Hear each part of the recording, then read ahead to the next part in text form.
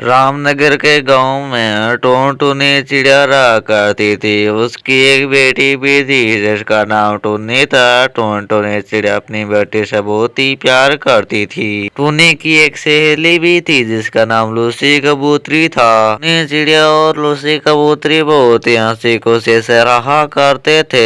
एक दिन की बात है, लूसी कबूतरी टुन्नी चिड़िया के पास आती और फिर कहती है, अरे टुनटुनी, तुम्हें पता है कि आज मेरी शादी होने वाली है। मेरे ससुराल वाले आज मुझे देखने आ रहे हैं। अगर मैं उनको पसंद आ गई तो मेरी शादी हो जाएगी। इतना कहकर लूसी कबूतरी वहाँ से चली जाती है और फिर कुछ ही दिनों बाद लूसी की शादी भी हो जाती है। और फिर कुछ महीने के बाद लूसी कबूतरी अपने मायके आती है। ये बात जब टुनटुनी चिड़िया को पता चलती है तो वह अपनी माँ के पास जाती है और फिर कहती है, माँ कहाँ हो तुम? मैं लूसी दीदी के पास जा रही हूँ। कई दिनों बाद अपने मायके आई है।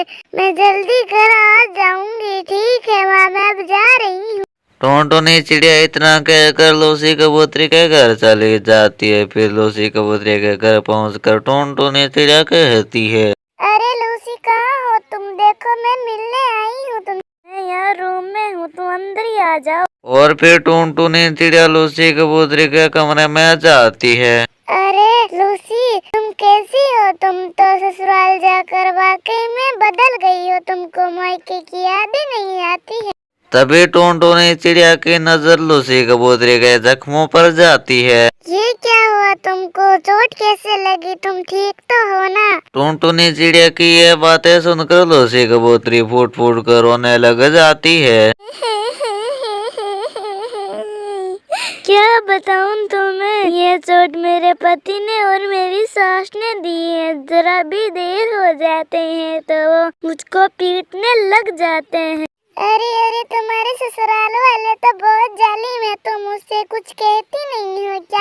क्या बताऊं, मेरी माँ ने कहा था कि सभी ससुराल वाले ऐसे ही होते हैं। थोड़ा जख्म तो सहने पड़ते हैं ना। लूसी कबूतरी की यह हालत देखकर टुनटुनी चिड़िया बहुत ही डर जाती है और फिर वह दुखी मन से अपने घर जाती है। और फिर उसकी माँ उससे कहती है, क्या हुआ टुनटुनी? तुम अपनी सहेली से मिलने गई थी, तुम फिर इतनी नाराज क्यों हो? माँ, तुम्हें पता है कि लूसी के ससुराल वाले बहुत गंदे हैं। मैंने देखा उसके शरीर पर बहुत से जख्म हैं। माँ, मैं कभी ससुराल नहीं जाऊंगी, पर मुझे भी ऐसे ही दुख सहने पड़ेंगे। अरे बेटा, तो ये कैसी बात रही है? सभी को ससुराल जाना पड़ता है समय आने पर। मैं भी एक दुल्हन बन के आई थी न अपने ससुराल। माँ, मुझको शादी करके ससुराल नहीं जाना। मैं तुम्हारे साथ रहूंगी। बहुत रात हो जाएगी, तुम जल्दी खाना खा लो, सो जाओ। कुछ दिन ऐसे ही गुजर जाते हैं। एक दिन एक पंडित टुनटुनी चिड़िया का रिश्ता लेकर वहां पर आता है। टुनटुनी चिड़िया रिश्ता अच्छा होने पर जाती है। फिर उसको भी डर था कि कहीं उसकी भी पिटाई होगी। फिर अपनी माँ से कहती है, क्या मैं तुम पर बोझ बन गई हूँ जो तुम मुझे मारने के लिए ससुराल भेज रही हो? तुमको ऐसा ही मारना है तो मुझे ऐसे ही मार दो ना। टुनटुनी बेटा तो इतनी डर रही है। हर ससुराल लूसी कबूतरी के जैसा नहीं होता, तो फालतू में डर रही है।